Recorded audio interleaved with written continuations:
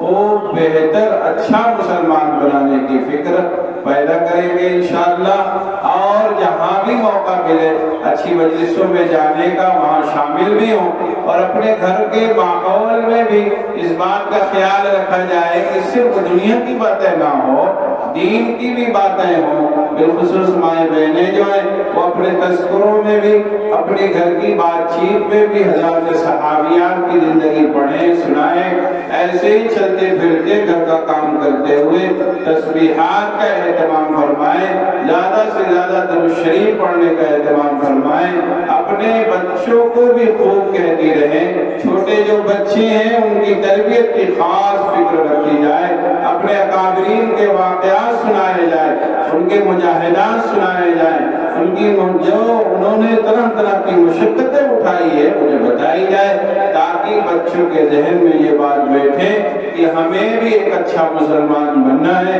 ہمیں بھی صراط مستقیم پر چلنا ہے، ہمیں بھی کثرت سے تلاوت کرنا ہے، اور ہمیں بھی اس دنیا سے جنت بنانے کی فکر کرنی۔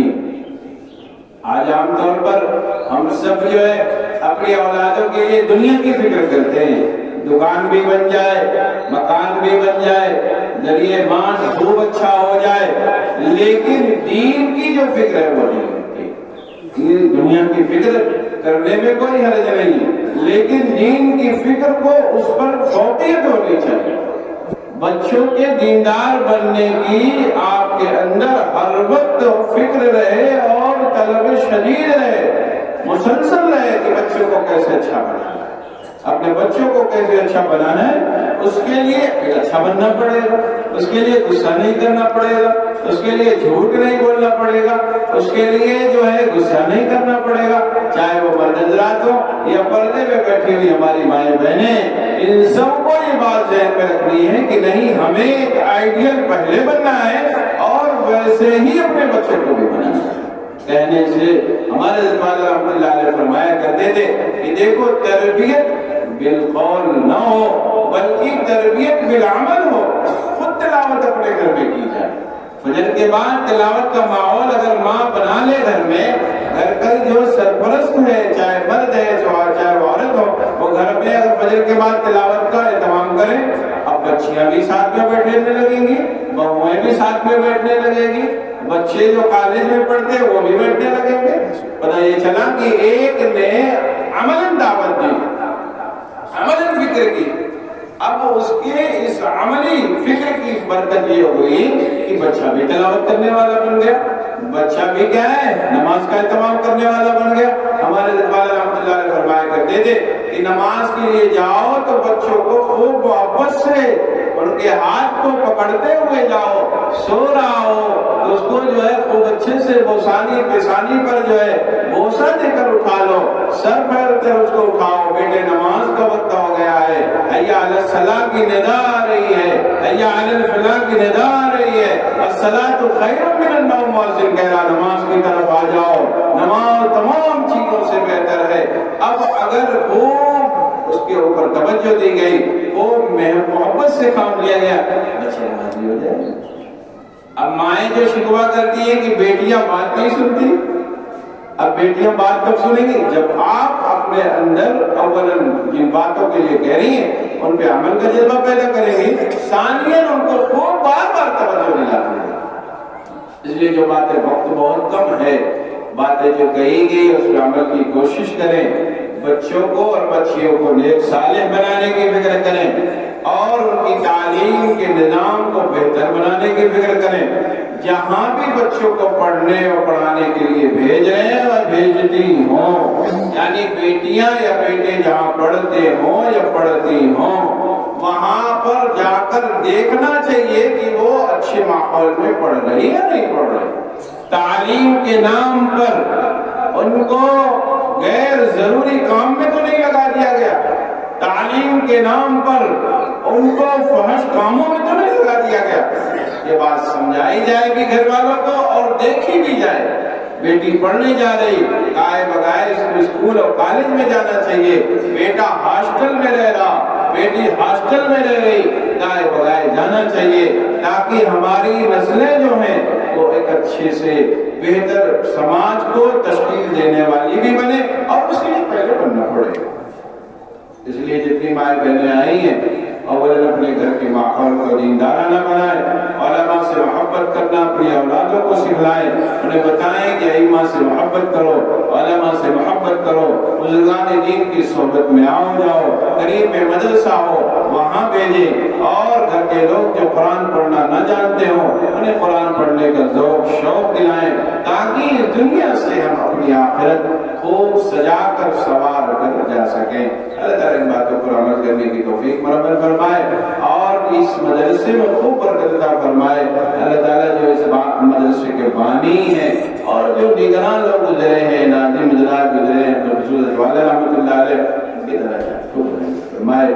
وآخر دعوانا الحمدللہ رب العالمین۔ اللہم صلی علی سیدنا مولانا محمد۔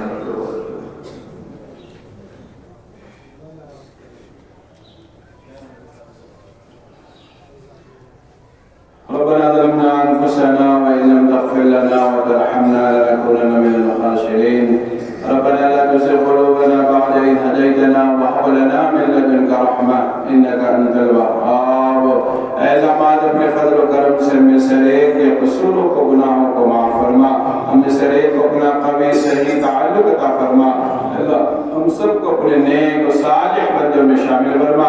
اللہ اس مدرسے میں خیر اور برکت نازل فرما، تمام طرح کے شرور و آفات سے محفوظ فرما۔ اللہ مدرسے کے جو بانی ہیں، بعد میں جو نگران حضرات ہیں، منتظمین ہیں، اللہ بخصوص والا رحمۃ اللہ علیہ کے درجات کو بلند فرما۔ ہم سب کو اپنے اکابرین کے مقصد کو سننے کی توفیق نازل فرما۔ اللہ جتنے بھی دوست احباب آئے ہیں سب کی جائز تمناؤں کو پورا فرما، نیک صالح دعاؤں کو قبول فرما۔ اللہ مائیں بہنیں جو آئی ہوئی ہیں اللہ سب کی نیک صالح دعاؤں کو قبول فرما۔ اللہ سب کے گھر والوں کو شریعت و سنت کا پابند بنا، اللہ سب کے اولادوں کو نیک صالح بنا، صحت و عافیت عطا فرما۔ اللہ ہم سب کو اس دنیا سے آخرت بنانے کی فکر عطا فرما۔ اللہ ہمارے اس ملک میں امن و امان کی ہوائیں چلا، اللہ ہمارے اس ملک میں خوب امن و امان کی ہوائیں چلا۔ حکومت میں بیٹھے ہوئے لوگوں کو انصاف کرنے کی توفیق مرحمت فرما۔ اللہ جن لوگ دنیا سے جا چکے ہیں سب کی مغفرت فرما، سب کے درجات کو بلند فرما۔ اللہ مسلمان پوری دنیا میں جہاں جہاں بھی پریشان حال ہیں سب کی پریشانیوں کو دور فرما، اللہ سب کی پریشانیوں کو دور فرما۔ اللہ تمام مدارس کی حفاظت فرما، تمام مکاتب کی، مساجد کی، خانقاہوں کی، دینی جماعت کے حلقے جو چلتے پھرتے رہتے ہیں اللہ سب کی حفاظت فرما، علماء کی حفاظت فرما، صلحاء کی حفاظت فرما۔ اے اللہ ایسے سیاسی حضرات جو ہیں اور مالدار حضرات جو ہیں سب کی حفاظت کے فیصلے فرما۔ اے اللہ ہماری اس آج کی مجلس کو قبول فرما، آئندہ کی مجلس سے الگ الگ نشستیں ہونی ہیں اللہ تمام نشستوں کو قبول فرما، تمام آنے والے مہمانوں کو خیر خوبی سے اپنے اپنے گھروں تک پہنچنے کی توفیق مرحمت فرما، وہ سب کو خوب فیض یاب ہونے کی توفیق عطا فرما۔ تمام باتیں جو کہی گئی ہے کہیں جائیں گی اللہ تمام باتوں کو بھی قبول فرما، سننے والوں کو عمل کرنے کی توفیق مرحمت فرما۔ اللہ جتنے بھی مدرسے میں بچے اور بچیاں پڑھ رہی ہیں اللہ سب کو صراط مستقیم پر چلنے کی توفیق مرحمت فرما، سب کو اپنی محبت و معرفت عطا فرما، سب کو اپنا خاص تعلق نصیب فرما۔ اللہ سب کو شریعت و سنت کا پابند بنا۔ اللہ بچی جو ابھی فی الحال میں انتقال ہوا ہے اس کی مغفرت فرما، اس کے درجات کو بلند فرما، اس کے گھر والوں کو صبر جمیل عطا فرما۔ اے رب کریم آج اپنے فضل سے ہم سب کی جملہ خطاؤں اور گناہوں کو معاف فرما۔ اللہ ہم اپنے گناہوں پر نادم ہیں، توبہ کرتے ہیں، اللہ ہم سب کی توبہ کو قبول فرما لیجئے۔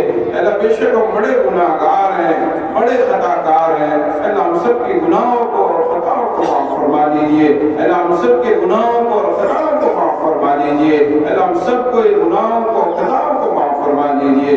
ربنا ظلمنا انفسنا وان لم تغفر لنا وترحمنا لنكونن من الخاسرین۔ ہم نے اپنی جانوں پر بڑا ظلم کیا ہے، اے رب کریم آپ بڑے رحیم ہیں، بڑے کریم ہیں، اے رب ہم سب کو معاف فرما دیجئے، اے رب ہم سب کو معاف فرما دیجئے، اللہ ہم سب کو معاف فرما دیجئے۔ آپ اللہ ارحم الراحمین ہیں، فعال لما یرید آپ کی شان ہے۔